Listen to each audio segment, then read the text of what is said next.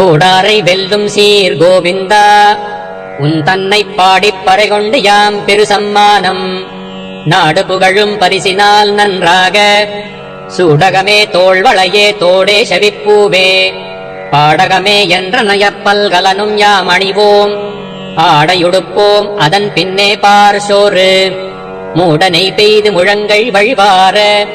கூடியிருந்து குளிர்ந்தேலோர் எம்பாவாய்.